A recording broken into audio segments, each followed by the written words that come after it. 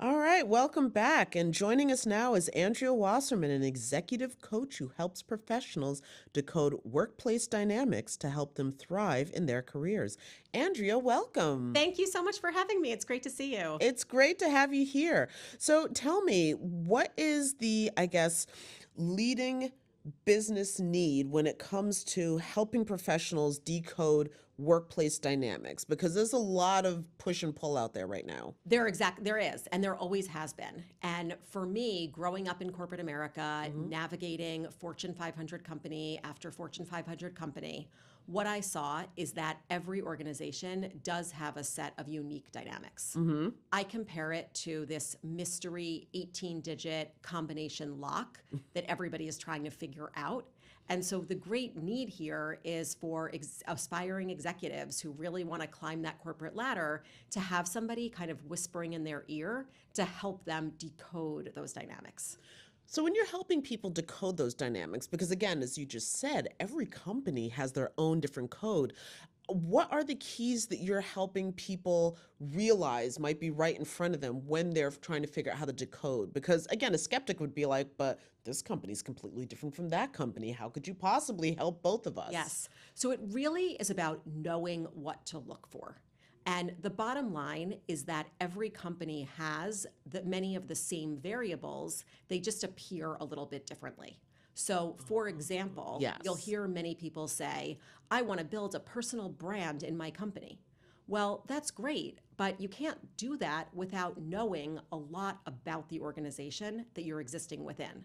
So, you need to understand who your boss is, who your peers are, Mm-hmm. what type of team you're managing, the culture, the politics, the policies, and all of that is going to go into how you will build your brand, which may be different from the last company you were in or the next company you'll go to.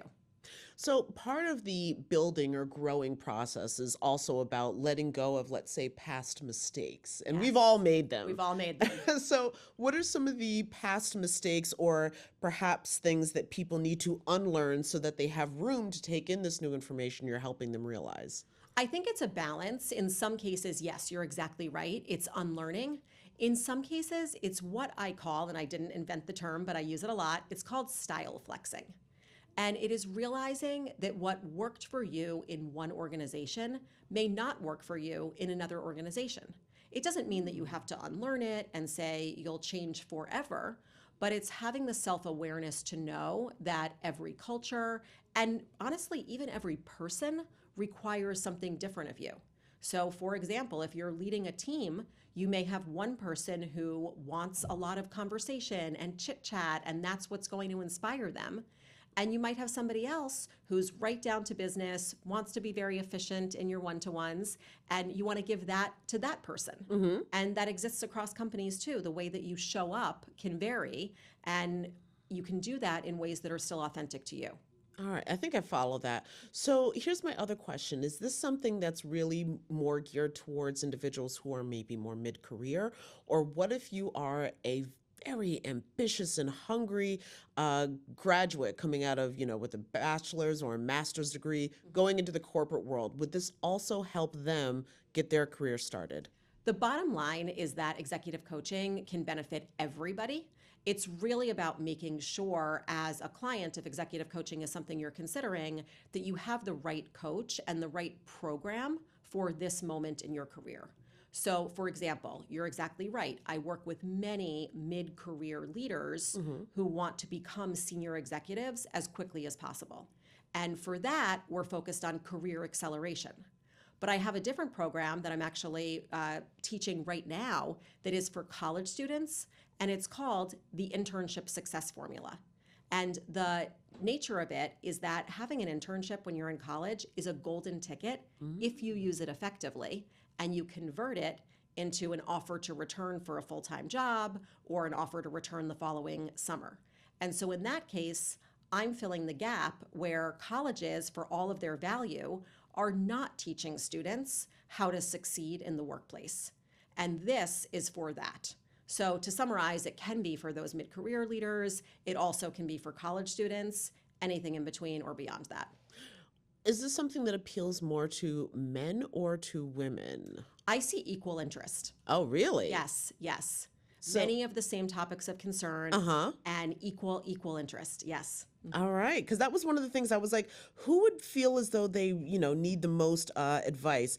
So, what advice would you give? And since we're both women, Mhm. specifically women looking to advance, because we've heard so much about the glass ceiling. Yes. Really, it's that if you don't ask, you don't get. And statistically speaking, women do not ask as often as men do and do not ask for as much as men do. And so, what I mean is that women, everybody, but specifically women, since you asked, need to be asking for those promotions. Now, there's a lot that goes into that we won't have time to get into. Yeah, I was going to say, it's today. not just It's walking in about- and saying, I exactly, want. Exactly, yeah. So that's a whole process. But it is about learning how to ask and making the ask. It's about negotiating for enough compensation. Women notoriously do not do that. And it's also about raising your hand for the opportunities of which you're deserving. There are data out there showing that if there are a list of job qualifications, men will have 10 to 20% of the qualifications on the list and they will apply. But do you know what? Women will have 80% and they won't apply because they don't have 100%.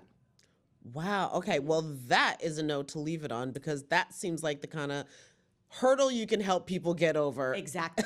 All Yes. right. Well, listen, Andrea, thank you so much for taking time to speak with me and to enlighten me on how to be a better leader in the workplace. Thank you for having me. Absolutely.